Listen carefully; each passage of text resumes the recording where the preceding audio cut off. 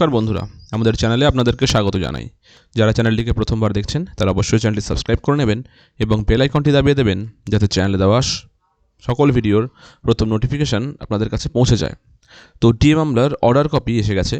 সেই অর্ডার কপির কিছু ইম্পর্টেন্ট পয়েন্টস আপনাদের সবাইকে জানা উচিত। এই ভিডিওতে আমরা সেই অর্ডার কপি নিয়ে আলোচনা করব। সবাই আপনারা দেখতে পাচ্ছেন স্ক্রিনে, এই হলো সেই order copy supreme court of ইন্ডিয়ার। এবার এখানে দেখতে পাচ্ছেন জাজমেন্টে, গোটা জাজমেন্টটাকে কিন্তু কিছু পার্টে ভাগ করা হয়েছে, ইন্ডেক্সে দেওয়া আছে। দেখুন এতগুলো পার্ট, কারণ অনেকগুলো প্রশ্ন করা হয়েছিল এই ডিএ মামলা নিয়ে, সেগুলোর উত্তর আলাদা আলাদা করে প্রত্যেকটা পার্ট কিন্তু দেওয়া আছে, প্রত্যেকটা কোয়েশ্চেন ওয়াইজ করা আছে। তো এখানে আমরা যাচ্ছি না, আমরা একদম মেন যেটা অর্ডার সেখানে যাচ্ছি লাস্টে। তো দেখতে পাচ্ছেন ডাইরেকশনস অ্যান্ড কনক্লুশন। তো কী কী ডাইরেকশন করা হয়েছে? তো ডাইরেকশন যেটা করা হয়েছে, 1 নাম্বার যে অ্যাপিলগুলো আছে সেগুলো কিন্তু পার্টলি অ্যালাউড করা হয়েছে। আর কন্টেম্পট যে পিটিশন ছিল, যেটা সরকার দিয়ে দিচ্ছিল না, সেটা কিন্তু ডিসপোজ করে দেওয়া হয়েছে। দেখতে পাচ্ছেন সেকেন্ডে বলেছে to receive dearness allowance is a legally enforceable right that has acquired in favour of respondent employees of state of West Bengal. যেখানে সরকার বলেছিল যে ডিএ কোনো ফান্ডামেন্টাল রাইট নয়, এটা কিন্তু সম্পূর্ণ নস্যাৎ করে দিয়েছে সুপ্রিম কোর্ট এবং বলেছে যে ডিএ লিগালি এনফোর্সেবল একটা রাইট। পরে দেখুন 4 নম্বরে বলেছে যে 2008 থেকে 2019 এই টাইমের যে অ্যারিয়ারটা ছিল মানে ডিএ, সেটা কিন্তু দিতে বলা হয়েছে। তো তাই নয়, এই যে এত অ্যামাউন্ট অফ একটা বড় অ্যামাউন্টের টাকা, এটাকে কিন্তু ভাগ করা হয়েছে দুটো পার্টে, 25% এবং 75%। তো প্রথম যে 25% সেটা কিন্তু আপনারা দেখতে পাচ্ছেন এখানে স্পষ্ট ভাষায় লেখা আছে within a period of 6 weeks from today.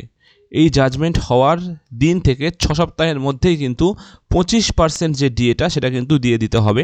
এরপর বাকি যে 75% বাকি থাকলো, তার জন্য 3টে সদস্যের একটি কমিটি গঠন করার কথা বলা হয়েছে। সেই 3 সদস্যের কমিটিতে কে থাকবে? দেখুন 1 নম্বরে আছে আর রিটায়ার্ড সুপ্রিম কোর্ট জাজ namely honourable Mrs justice Indu Malhotra, chairperson থাকবেন। এরপরে থাকবেন former chief justice name justices Tarlok Singh Chauhan and Gautam Bhaduri. আর 3 নম্বরে controller and auditor general of India or senior most officer in his establishment nominated by him। এই 3 জনের দ্বারা তৈরি একটি কমিটি কিন্তু এই গোটা ব্যাপারটাকে দেখবে। এই কমিটি কি করবে? এই কমিটি টোটাল অ্যামাউন্ট কতটা দিতে হবে সেটা ঠিক করবে, শিডিউলস অফ পেমেন্ট কীভাবে দিতে লাগবে, কতভাবে দিতে লাগবে সেটা ঠিক করবে, এবং periodically verify the release of amount, টাকা দেওয়া হলো কি না সেটা চেক করবে।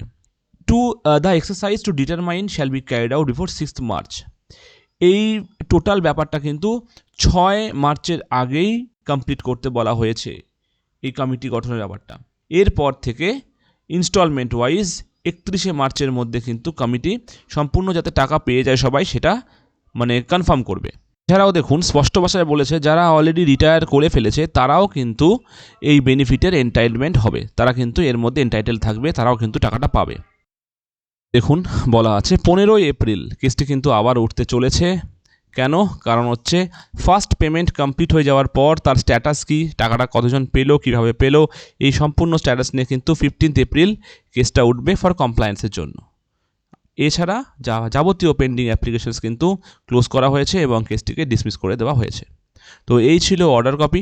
আপনারা বুঝতে পারলেন যে কবে আপনারা পেয়ে যাবেন আপনাদের সেই কাঙ্ক্ষিত ডিএ। তো এবার সময়ের অপেক্ষা থাকলো সবার। আজকের খবরটা এই পর্যন্তই। ধন্যবাদ।